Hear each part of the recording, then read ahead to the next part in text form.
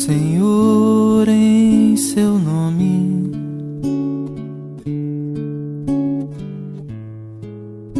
Senhor, em seu nome,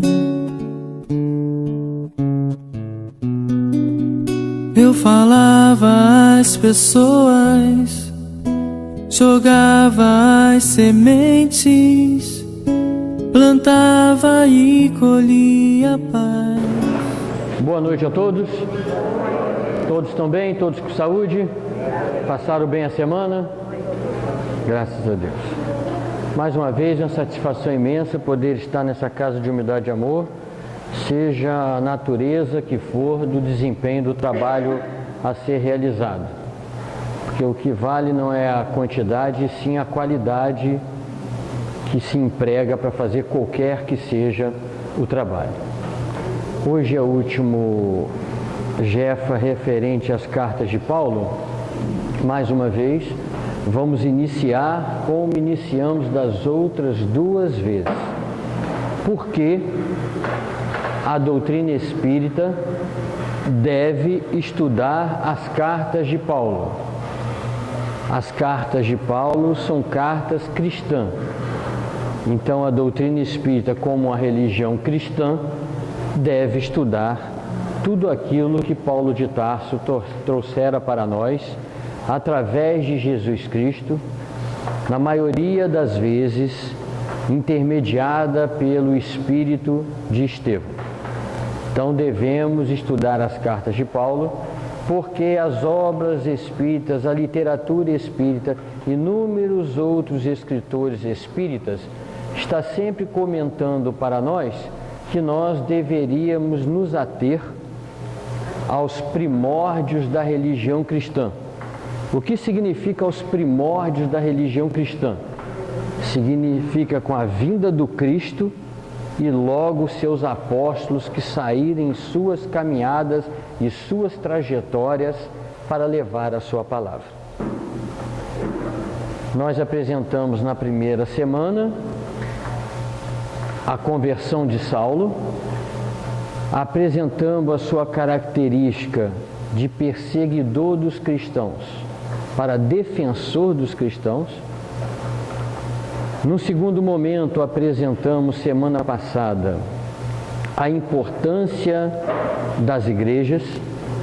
Mencionamos que existia, na verdade, duas igrejas principais, a de Jerusalém, que se chamava Casa do Caminho, e a de Antioquia. Informamos também que ele fez 3 principais viagens. Informamos também que quando pairou certa dúvida em seu pensamento, Jesus aparece para ele e fala: não dá para você ir a todos os lugares. Escreva a carta aos nossos irmãos, e todos aqueles que estiverem de boa fé acreditarão que sou eu, Jesus, que estou dizendo. Simão Pedro recebe as cartas ou epístolas de Paulo, e ali ele diz para todos os outros que aquelas explanações, aqueles recados estavam vindo de Jesus Cristo. Verifica-se que o plano espiritual, assim como nossas vidas, nesse resumo que estamos fazendo aqui, num breve relato, assim como verificamos em Missionários da Luz a história de Segismundo, assim como verificamos no dia a dia inúmeras outras histórias, e o próprio Pentateuco nos traz como é a organização do processo encarnatório e reencarnatório. O plano espiritual tem em Saulo Paulo de Tarso um trabalho maravilhoso, onde, por ele ter entrada em todos os lugares, Roma, Grécia, Jerusalém, era cidadão romano, estudou na Grécia, Atenas, Alexandria, tinha pais judeus, Ou seja, onde ele precisava caminhar para divulgar o que o Cristo trouxera para ele, assim ele conseguia. E qual a característica principal de Paulo? A fidelidade. Ele era fiel à cultura das leis de Moisés e os profetas de Israel, pois desde a infância ele foi ensinado daquela forma. Tanto é que Estevão, quando depara com Abigail, ali no momento do seu desencarne, fala para ela: não fique com raiva de seu noivo, porque ele é fiel a Moisés. Imagine quando ele conhecer Jesus Cristo.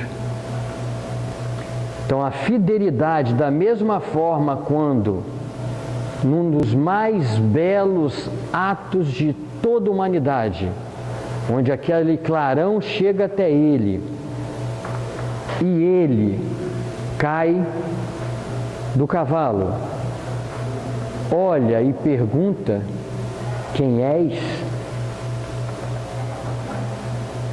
Naquele momento, há uma disposição por completa na mudança dos conceitos até então adquiridos. Naquele momento, ele de perseguidor, ele passa a ser o maior divulgador do cristianismo. E quando olhamos assim superficialmente, nas entrelinhas, a sua história, do que sabemos em palestra pública, porque muitas das vezes nós ouvimos sempre os relatos das glórias, como se esse espírito, encarnado como Saulo e Paulo, não tivesse as mesmas indagações, preocupações que pairam em todas as nossas cabeças. As mesmas dúvidas, perturbações, dificuldades que nos avizinham diuturnamente em nossos pensamentos, acontecia com Paulo. Mas muito lindo, quando ele se reporta a Jesus, ele não fala: se eu falir, mestre, o que fazer?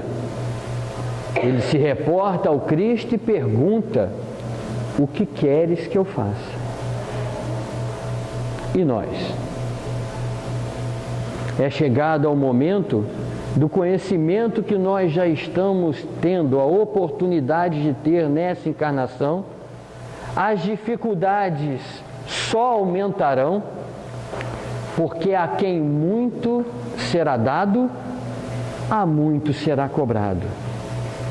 Então, quanto maior o conhecimento que nós temos, mais certeza nós temos daquilo que estamos nos equivocando.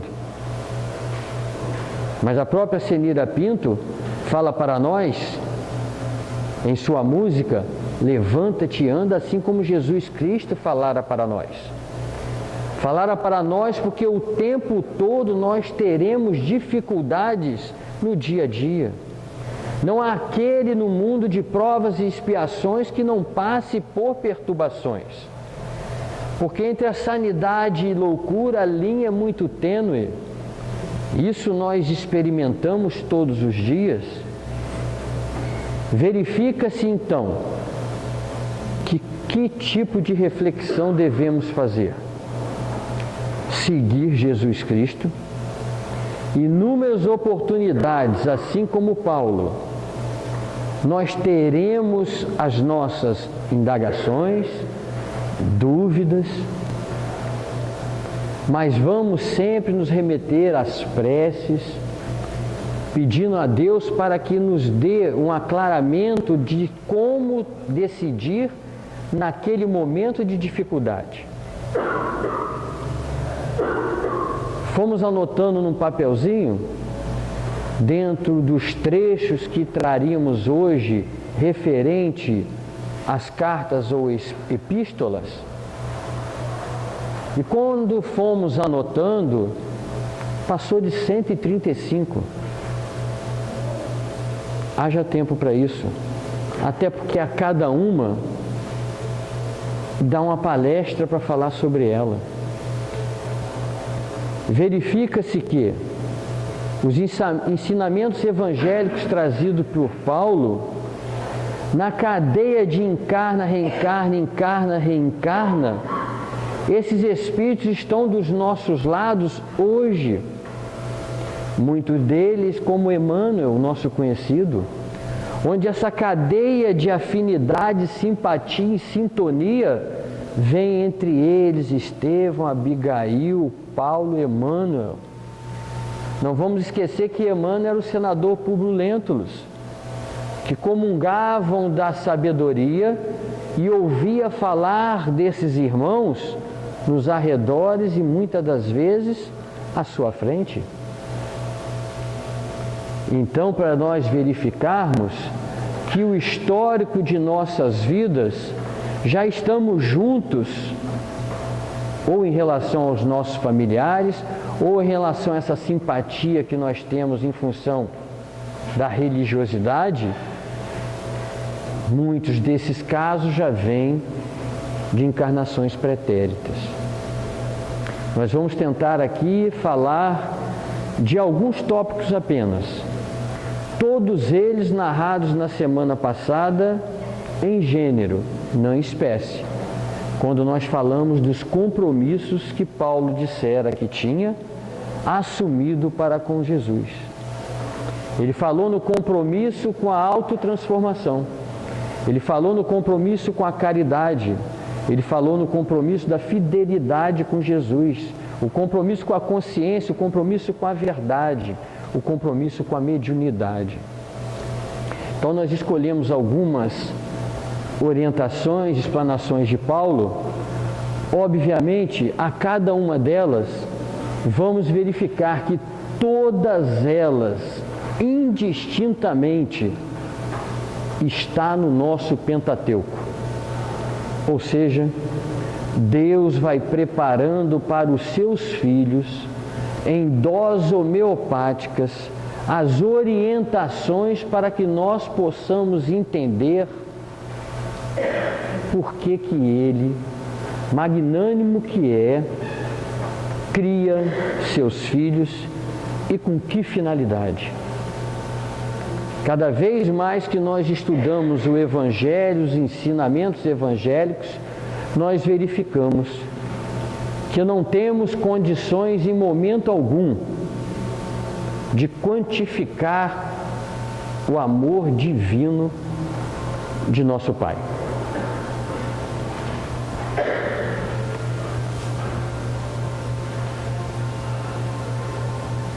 Os ensinamentos evangélicos. Aqui está aquela ilustração, né? Aqui nós colocamos mais uma vez, o intuito não é entrar em discussão quantidade de epístolas. No trabalho mostra que seriam 13 ou 14. Alguns suscitam que a epístola aos Hebreus não foi escrita por Paulo, sabedores que nenhuma dessas cartas, nenhuma dessas epístolas, Paulo escrevera sozinho. Ele sempre chamava algum dos seus amigos para que estivesse do seu lado. Mais uma vez, Paulo mostra o sentido da fraternidade e da coletividade. Então temos em Gálatas, capítulo 6, versículo 8. Porque o que semeia a sua própria carne, da carne colherá corrupção, mas o que semeia para o Espírito, do Espírito colherá vida eterna. Já leram algo parecido no Evangelho segundo o Espiritismo? O que ele quer dizer ali? Porque o que semeia a sua própria carne. Ele está dizendo semear no sentido das nossas ações. Então, se a minha ação é nociva a algum dos meus semelhantes, se a minha ação é com benefício sempre do apego às coisas materiais, que tipo de colheita eu vou ter? na mesma proporção. Agora, quando você já tem em seu coração a compreensão que deve auxiliar outro filho de Deus, que é seu irmão, ali você está semeando em espírito. E é isso que nós viemos buscar na Casa Espírita. É isso que Allan Kardec traz através dessa doutrina tão consoladora, dizendo que a colheita é proporcional àquilo que você semeia. Verifique em nossas vidas se já não conseguimos, pelo menos em alguns momentos do dia a dia da nossa vida, ter um pouco de paz de espírito. Já conseguimos? E essa paz de espírito está sendo construída depois que nós conhecemos esta religião. Poderíamos já ter adquirido como espírito imortal algumas condutas, com certeza, né? Alguns princípios, obviamente, porque toda religião séria tem pessoas maravilhosas, como na religião católica, na religião evangélica e todas as outras religiões e seitas. Porque o que faz a mudança no ser é o seu propósito em ter uma fé essa que vai lhe construir uma pessoa melhor. A doutrina espírita tem uma característica muito interessante, porque aclara em termos do conhecimento da vida futura. Vida essa que o Pai Maior te dá a condição de semear a cada momento de uma forma melhor. Ele te orienta a tal maneira e, por ser Pai, Ele aguarda a sua liberdade para que você mesmo faça a melhor escolha. Ele deixa sempre à sua disposição. Ele oferece a você o conteúdo. Envia para nós o seu Filho, que é referência. E aí cabe a cada um de nós segui-lo ou não. Mas tendo a certeza que, como todos nós estamos fadados à perfeição, queiramos ou não, vamos ter que em algum momento participar desse progresso.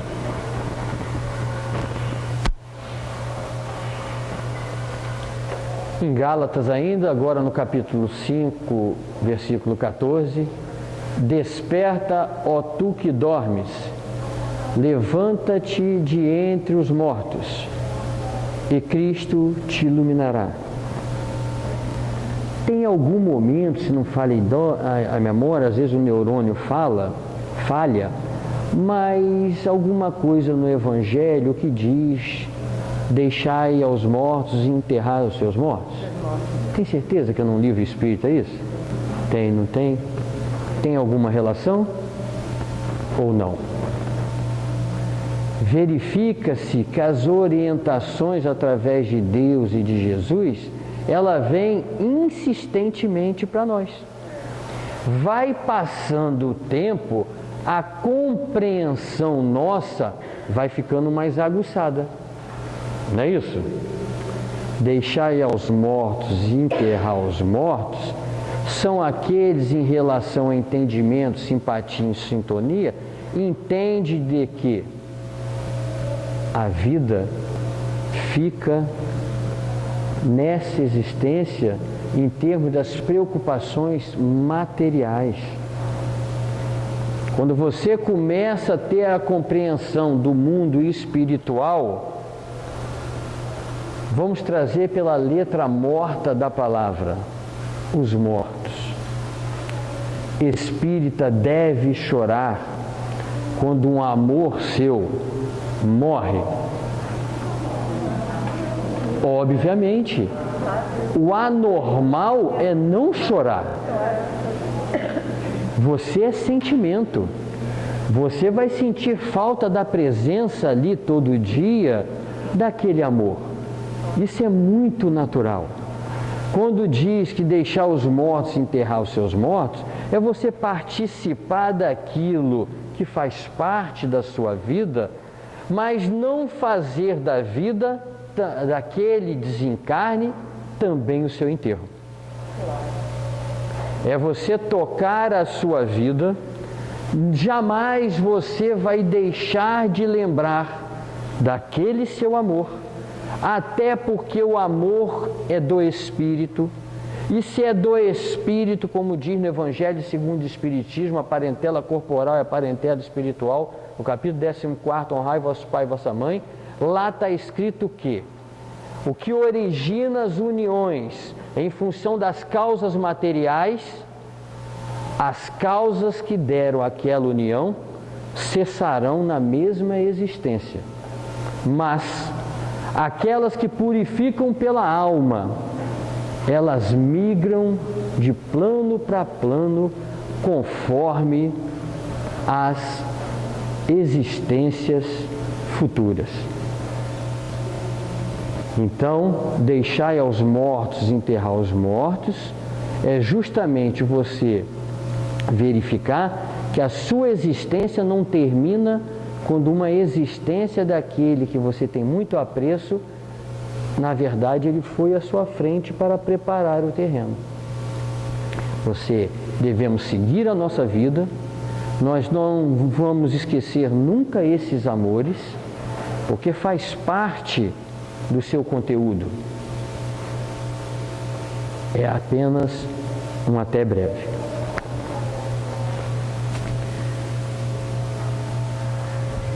Tudo posso naquele que me fortalece.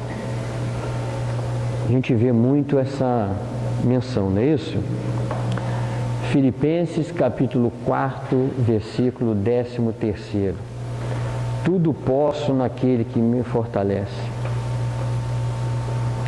Alguém aqui tem problema? Já vou dormir tranquilo, achei que era só eu. Todos nós temos problemas. A princípio,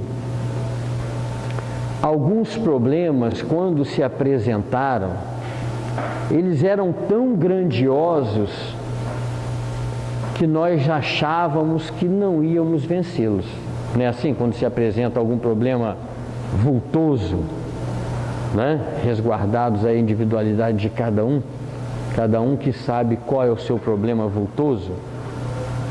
Mas aí, depois que passou aquele momento inicial que o problema se apresenta, nós pedimos ao nosso anjo da guarda, pedimos a Jesus Cristo, pedimos a Deus, e se estamos aqui, quantos problemas nós já vencemos? Problemas esses que num primeiro momento era invencível. Alguns problemas vão continuar conosco até o nosso desencarne.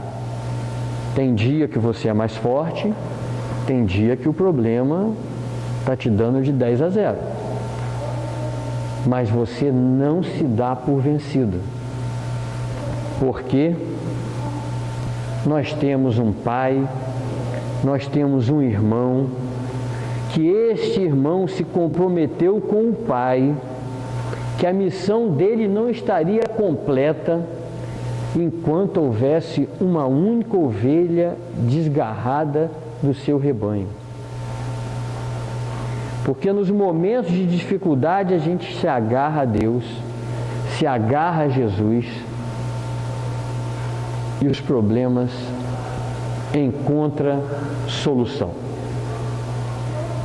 A gente começa a ter um relaxamento para ouvir o que o nosso anjo da guarda tem a nos orientar, e mesmo apesar de toda a tempestade, a gente consegue gradativamente, né, dia a dia, ir construindo a nossa vitória.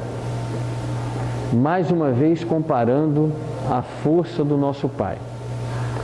É a mesma situação quando éramos jovens, crianças, que se apresentava as dificuldades e assim a gente confiava nos nossos pais, para que eles resolvessem as nossas demandas. Hoje somos nós, com os nossos filhos, com os nossos netos, que em suas dificuldades olham para nós e veem em nós os seus heróis, para resolver também as suas demandas. Assim somos nós.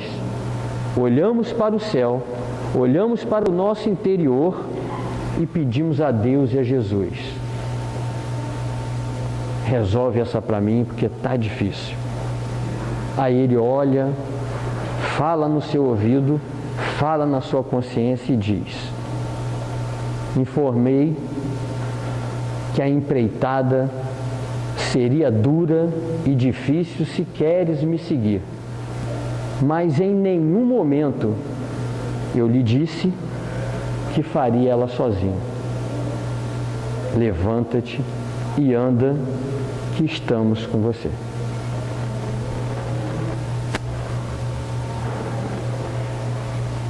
Na primeira epístola aos Coríntios, todas as coisas são lícitas, mas nem todas convêm. Todas são lícitas, mas nem todas edificam. Kardec maravilhosamente coloca para nós ali: reconhece o verdadeiro espírita pelo esforço que faz para domar suas más inclinações. O que Kardec está dizendo para nós? Ele está dizendo que os vícios serão apresentados. Ele vem em consonância que Paulo fala: tudo é nos apresentado, tudo. Você vai pelo aquele caminho, se você quiser. Então Kardec, quando vem trazer para nós, ele vem falar que esses vícios serão apresentados, mas não necessariamente os espíritos imperfeitos têm por, entre aspas, obrigação de testar todos os vícios. Tem vícios que ele passa direto, ele não se identifica. Porque as virtudes, os espíritos, filhos de Deus, que são todos indistintamente, nós as temos. Não temos que ter dúvida disso. Sem confundir Criador e criatura, nós jamais vamos ser Deus. Agora, as virtudes do Pai, isso nós temos. Nós somos, Deus é amoroso, é paciente, é bondoso. Então Deus tem todas as qualidades. E Ele nos mostra em dose homeopática que nós, seus filhos, também somos amorosos.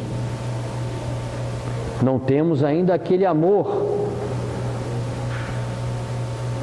sem ser de posse. Estamos trabalhando para isso. Porque muitas das vezes deixamos de amar porque julgamos que não temos esse sentimento. Quem tem filho ama seu filho? Ama? Vocês amam o filho de vocês? Amam? Vocês amam o tio, a tia de vocês? Vocês amam os pais, os avós? Vocês amam os vizinhos de vocês? Começou a diminuir. Vocês amam o chefe do trabalho de vocês? Verificamos então que o amor nós temos, porque nós conseguimos amar aqueles que são nossos familiares. Nós não conseguimos ainda fazer com que este amor seja mais expansivo com outros que não estão tanto aos nossos redores. Então são apresentados para nós as virtudes que já está latente em nós. Como Kardec diz, domar. Domar é o quê? Esses vícios que nós nos atolamos. Eles gradativamente vão diminuindo de intensidade para que as virtudes que estão latentes comecem a aflorar. Ou seja, é lícito tudo que se apresenta, mas nem tudo nos convém.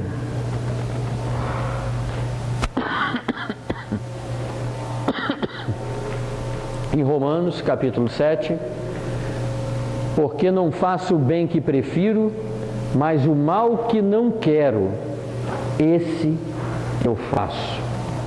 Mais uma vez, Kardec, através das palavras de Paulo, vem dizendo na pergunta 120 do Livro dos Espíritos, se os espíritos são criados para o mal.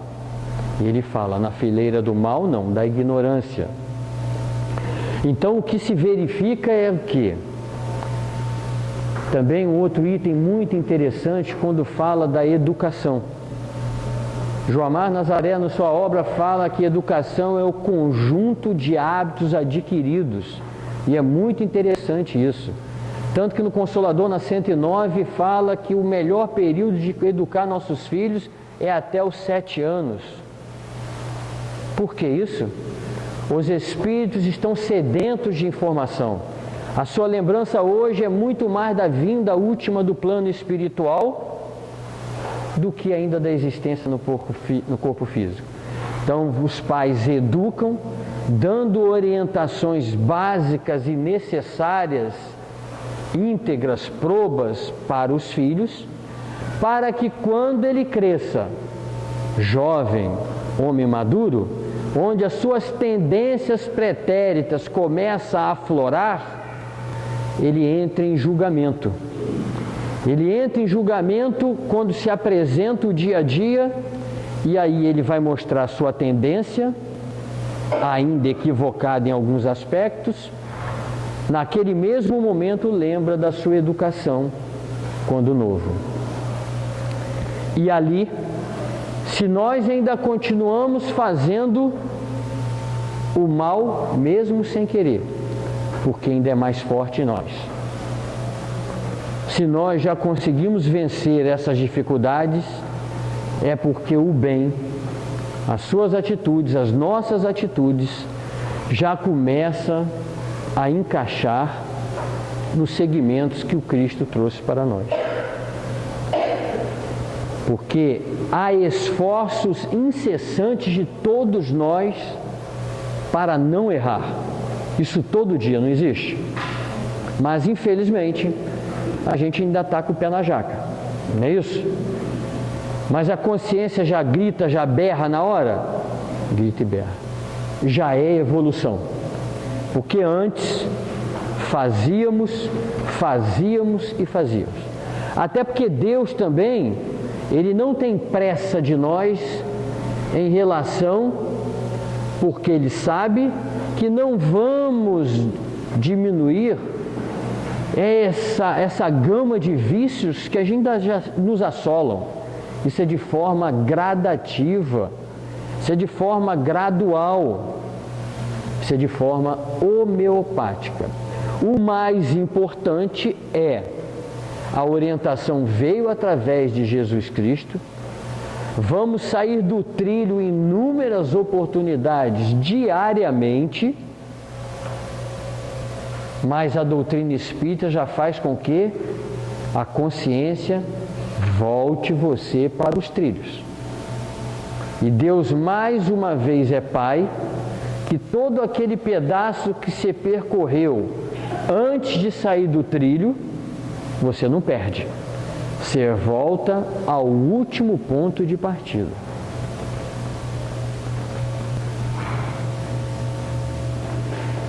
Em Paulo Estevam está lá. A iluminação do Espírito deve estar em primeiro lugar. Se o homem trouxesse o Cristo no íntimo, o quadro das necessidades seria completamente modificado. Será que tem no Evangelho segundo o Espiritismo, se eu não estiver falhando na memória, está lá assim, espíritas, primeiro mandamento, amai-vos. Segundo mandamento, instruí-vos. Está lá não? Está lá, não está? Paulo diz isso em Paulo Estevam. O primeira iluminação do Espírito. E como se ilumina o Espírito? Através do amor. Tranquilo?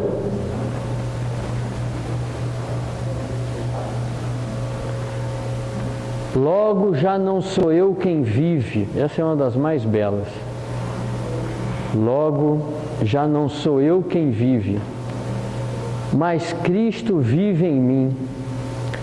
E esse viver que agora tenho na carne, vivo pela fé no Filho de Deus, que me amou e a si mesmo se entregou por mim. Nesta casa abençoada, eu conheço algumas pessoas que eu confio na expressão da verdade quando conversa com a gente, que já sentiram Jesus no coração. E não são poucas. Muitos de nós, dentro da sua individualidade, já viram Jesus. Quando a gente fala viram, porque eu sempre lembro que aqui nós somos espíritas, e quando a gente fala, a gente não trata a palavra como letra morta. Quando a gente fala viu Jesus, é sentir Jesus. Existem várias formas de ver Jesus.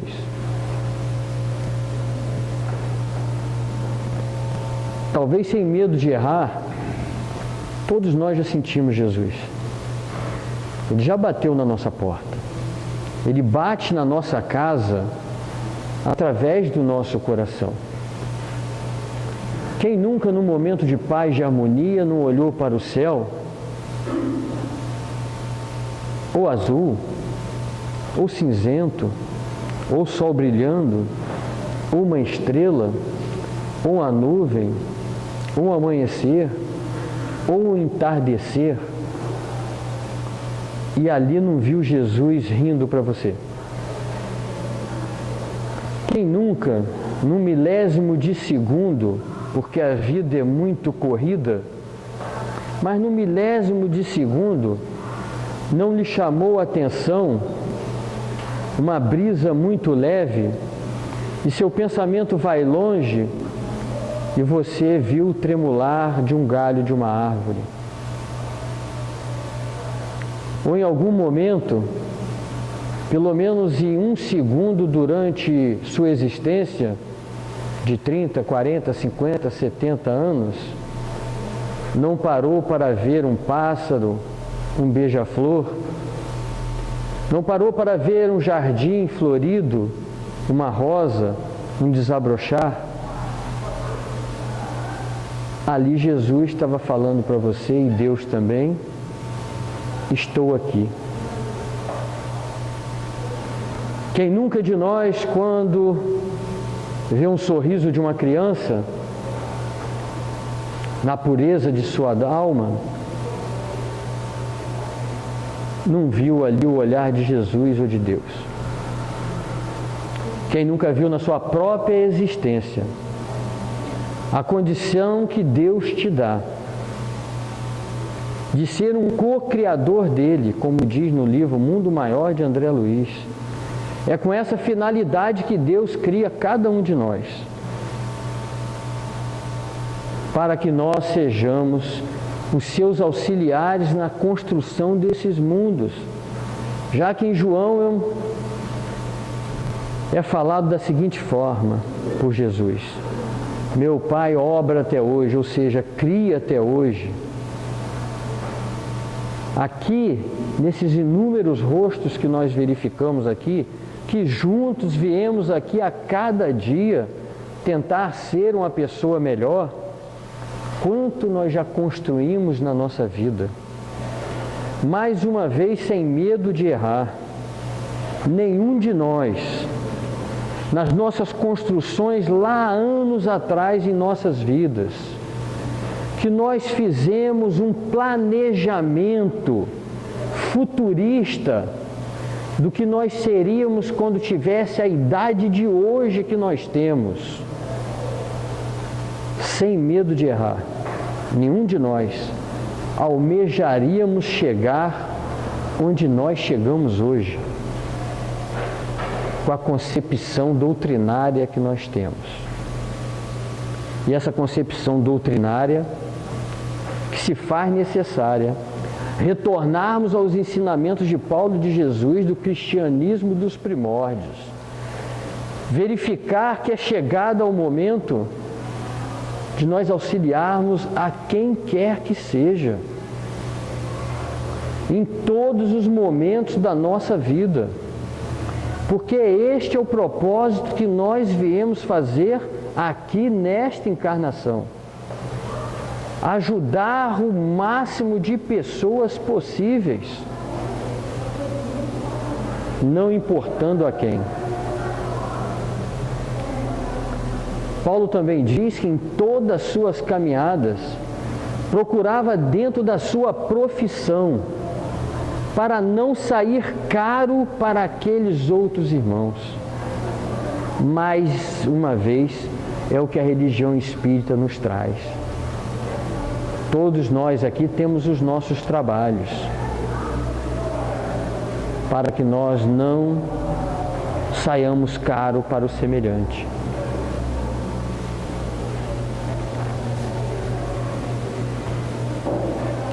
Jesus, Ele tem falado para nós em nossos corações como falou para Paulo.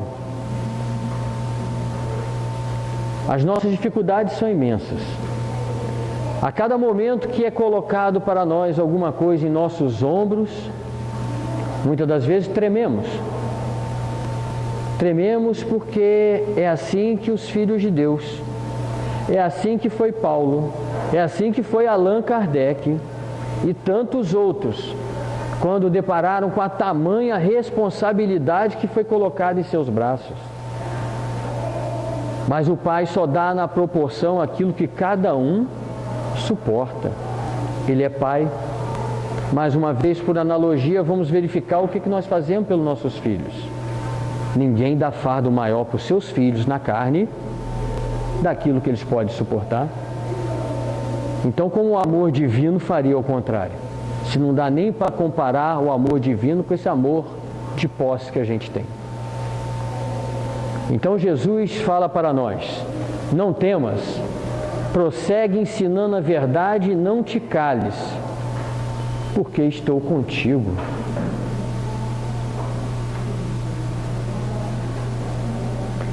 Temos algum tipo de dúvida que Ele não está conosco? Nenhuma. É porque as nossas súplicas, no nosso entendimento, elas têm que ser imediatistas. Só que o tempo do plano espiritual não é o mesmo tempo do corpo físico. Os 8 anos do André Luiz no umbral não são os 8 anos dos nossos calendários civis do planeta Terra. Mais uma vez, por analogia, comparação, porque saímos de uma fé cega para uma fé raciocinada, para entendermos assim como é esse horário. 1h30 aqui de Jefa conversando não passa rápido? Não passa? Alegre, que faz bem, a gente conversa sobre Deus, não passa rápido? 1h30? 1h30 tomando soro passa rápido? Mas os dois não são 90 minutos no relógio? Mas aquelas gotinhas não parecem uma eternidade? Então o tempo no plano espiritual, o tempo no pensamento, não é o mesmo do nosso calendário civil, do nosso relógio que marca nossos minutos, segundos e nossas horas. Agora, que aquele relógio lá está obsediado, tá? E em 1 Coríntios está lá: porque de Deus somos cooperadores, lavoura de Deus, edifício de Deus sois vós. Que é Deus? inteligência suprema, causa primária de todas as coisas. André Luiz, como já falei, fala co-criadores de Deus. Então Paulo vem trazer para nós que está inserido em nós as virtudes do nosso Pai. Se está inserido em nós a virtude do nosso Pai, automaticamente nós fomos criados para fazer o bem. Mesmo que Ele nos deu a liberdade, o livre-arbítrio, foi criado simples e ignorante, mas nós temos latente as virtudes de um Pai bondoso. Não é lógico isso?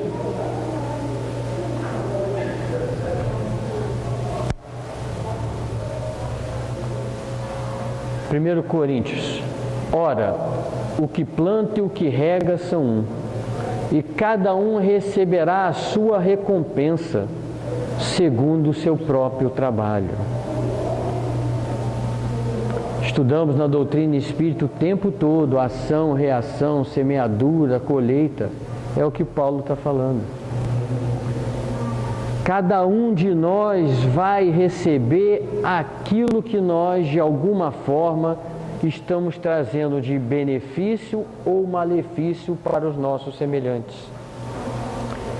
Mas mesmo ainda que se nós nos afundamos, Deus, por ser bondoso, amoroso, paciente, vai nos dar tantas quantas vezes forem necessárias a chance de chegarmos à perfeição.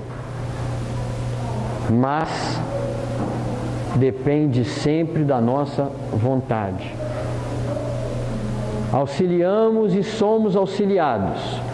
Quando auxiliamos alguém, depende da vontade dele para sair daquela situação.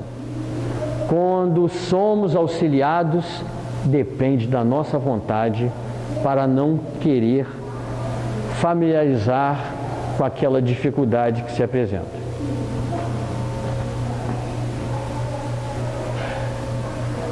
Ainda que eu falasse a língua dos homens e dos anjos, se não tivesse caridade, seria como o bronze que soa o símbolo que retine.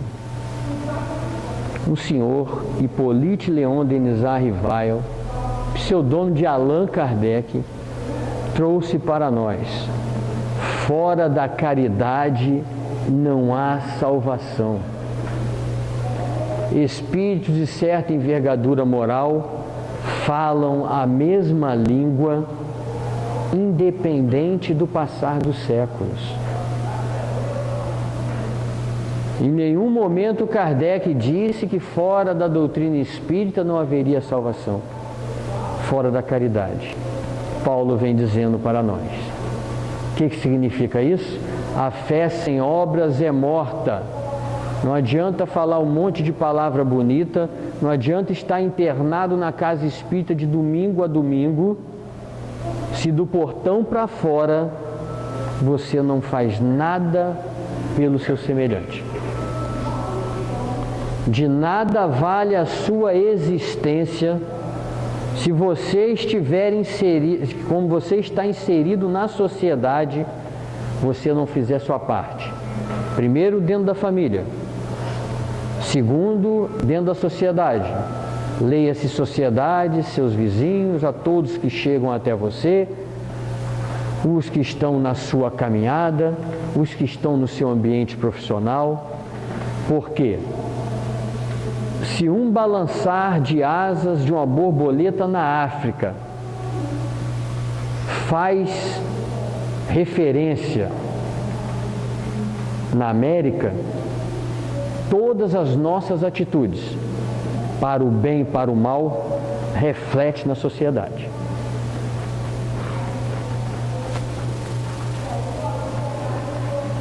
Mas, seguindo a verdade em amor, cresçamos em tudo naquele que é a cabeça, o Cristo. Por isso que Jesus Cristo é a nossa meta. Deus é tão benevolente que ele mudou a característica daqueles que são considerados os seus mensageiros.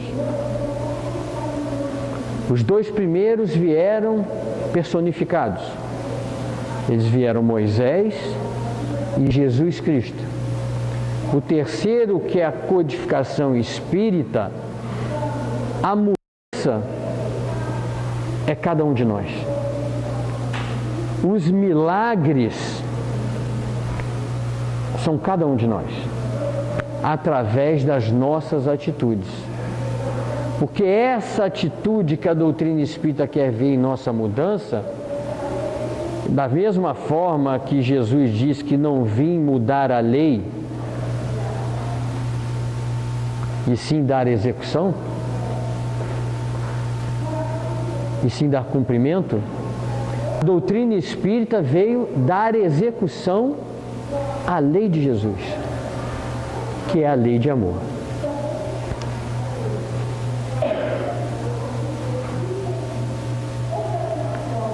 E tudo quando fizerdes, fazei-o de todo o coração, como ao Senhor e não aos homens, sabemos que recebereis do Senhor a recompensa da herança, porque a Cristo, o Senhor, servis. Isso está lá em Colossenses. O que ele quer dizer mais uma vez a nós? Que os benefícios que nós recebemos no dia a dia, lembra que eu iniciei, se em algum momento do dia a gente já tem um pouquinho de paz de espírito? Não temos? Essa paz de espírito está sendo construída, quando falamos antes, naquela visão que nós passamos a sentir Jesus Cristo em nosso coração. Esse sentir Jesus Cristo é em relação a muitas das atitudes, atos e exemplos que, graças a Deus, nós já conseguimos fazer no dia a dia.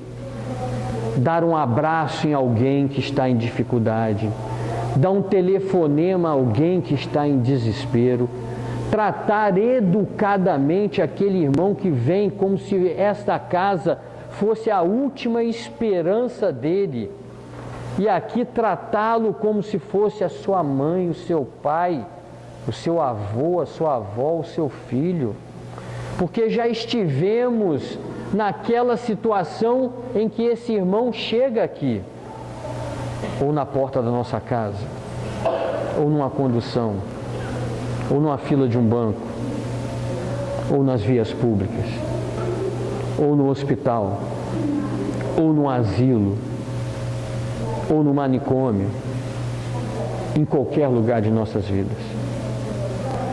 Porque a partir do momento que Jesus entra em você, entre nós somos um na casa espírita, nós somos um no trabalho, nós somos um dentro de casa, nós somos um na fila do banco, no metrô superlotado, em qualquer lugar, porque Jesus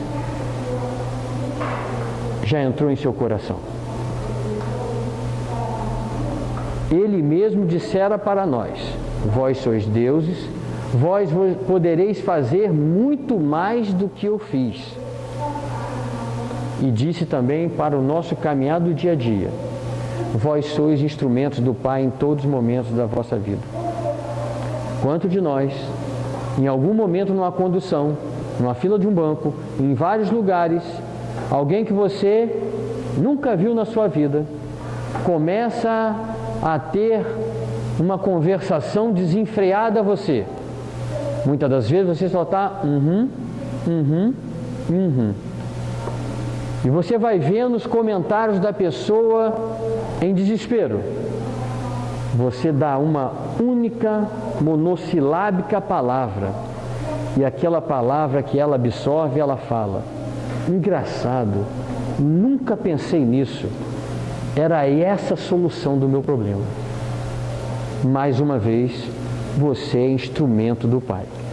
Para isso, é a paz de espírito que nós já conseguimos em algum momento da nossa vida, para fazer esse intercâmbio que há necessidade quando o plano espiritual olha lá de cima. Por isso que a Casa Espírita, por exemplo, tem como premissa tanto orientar-nos a fazer o culto do Evangelho no lar. Porque quando eles olham lá de cima, um socorro que é pedido na redondeza, eles olham aquela luz e falam: ali está a solução para o problema daquele irmão, daquela irmã. E vai buscar, muitas das vezes até sem o nosso conhecimento, o remédio para o amparo daquele irmão em necessidade.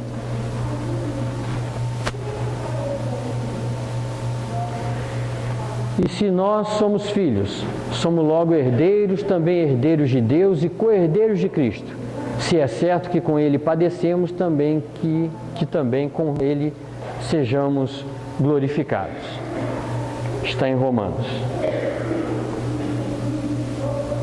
Portanto, meus irmãos, procurai com zelo o dom de profetizar e não proibais o falar em outras línguas. Tudo, porém, seja feito com decência e ordem.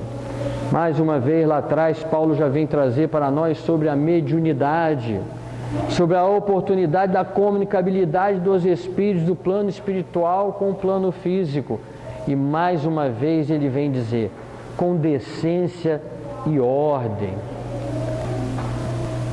Estamos tendo uma chance com pagamento em dobro de ter o dom da mediunidade. Então faça com apreço. É grandiosidade para você em termos de conhecimento, mas é uma caridade imensa para aquele que quer receber uma comunicação e aquele que tem a necessidade de se comunicar.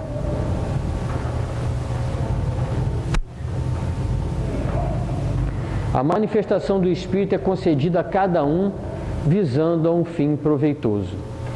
Então a gente verifica lá em Coríntios que é concedido que as manifestações do Espírito venham sempre com o intuito de conhecimento para nós, benefício para nós. Ivone do Amaral Pereira fala que, devido às suas encarnações pretéritas, principalmente duas delas através do suicídio, que a mediunidade foi uma concessão divina que ela teve nessa vida, como diminuir a intensidade de numerosas e gravosas penitências que ela tinha dessas encarnações anteriores.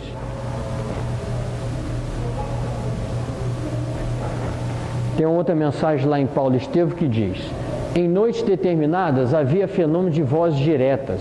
Na instituição de Antioquia foi um dos raros centros apostólicos onde semelhantes manifestações chegaram a atingir culminância indefinível. Então falavas em línguas diferentes. O que é isso? São espíritos que vêm trazer, mostrando a influência e a possibilidade da comunicabilidade dos espíritos. A comunicação lá do plano espiritual para o mundo físico. Esses irmãos recebiam essas comunicações, eram o quê? Eram médiuns.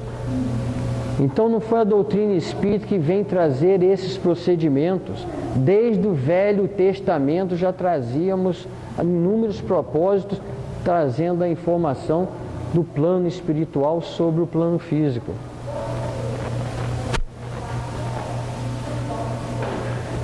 Não vos enganeis, de Deus não se zomba, pois aquilo que o homem semear, isso também ceifará.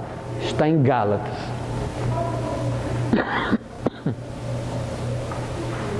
Em Tessalonicenses está lá para nós: consolai-vos, pois, uns aos outros, e edificai-vos reciprocamente, como também estáis fazendo. Então, quando ele fala amai-vos e instruí-vos, a instrução vai te dando conhecimento da responsabilidade, e através dessa responsabilidade, mais faz com que você tente trabalhar em direção ao bem. E a partir do momento do seu trabalho edificante, você se consola. Você não passa a ter paz? Você não passa a ter tranquilidade? Então você se consola.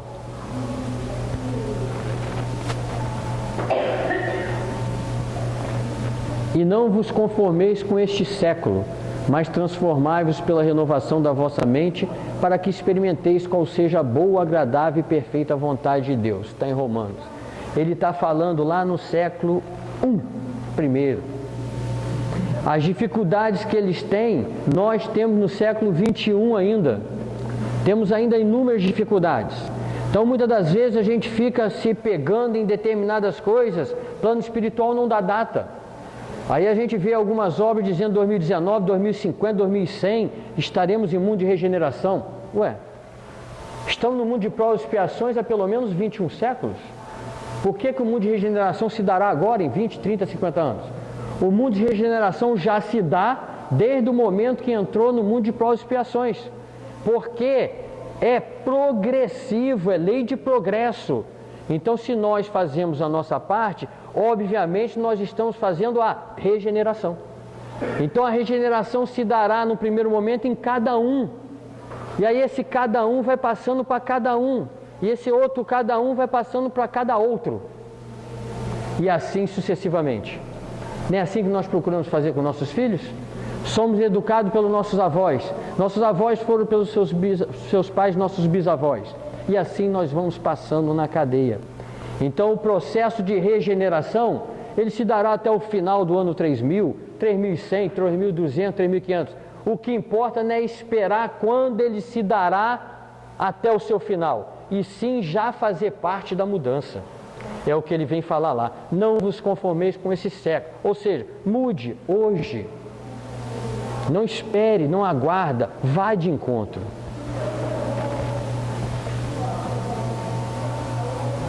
Antes, sede uns para com os outros benignos, compassivos, perdoando-vos uns aos outros, como também Deus em Cristo vos perdoou.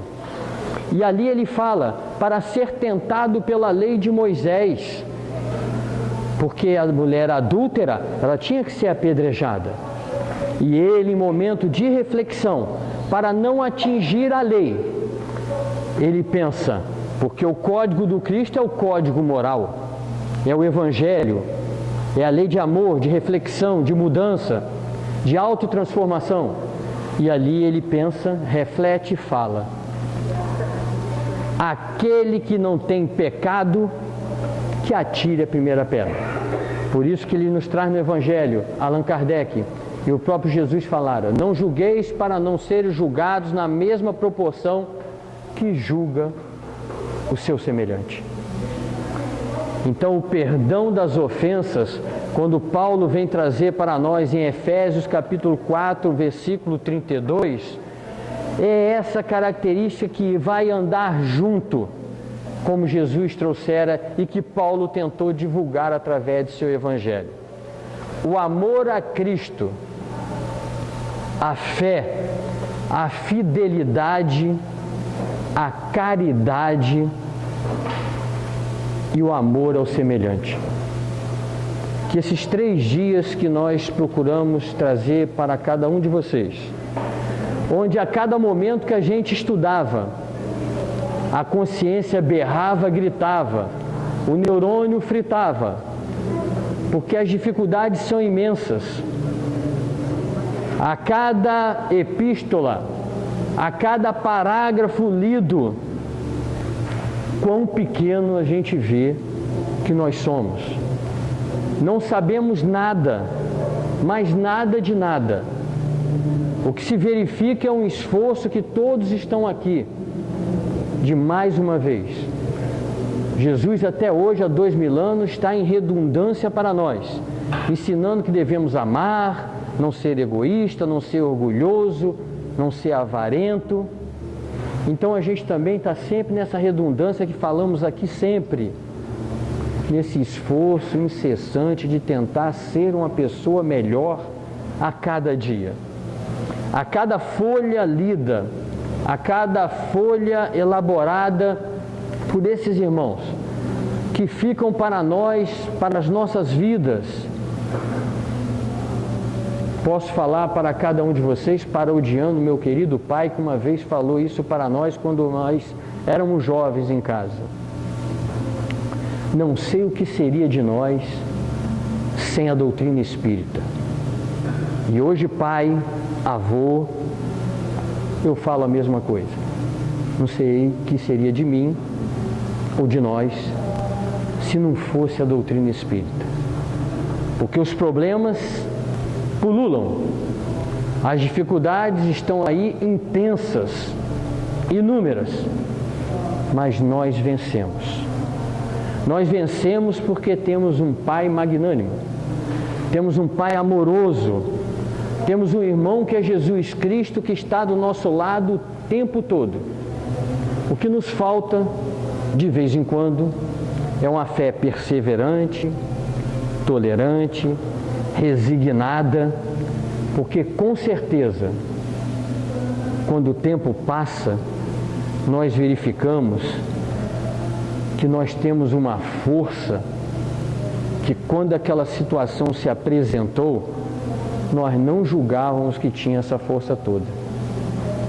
E a cada dificuldade vencida, como Paulo vencera as dele, nós estamos lutando para vencer as nossas. A cada vitória, aí nós verificamos dentro de nós o amor de Deus, e na nossa mente, quando fechamos os olhos, vemos Jesus sorrindo para nós. Graças a Deus.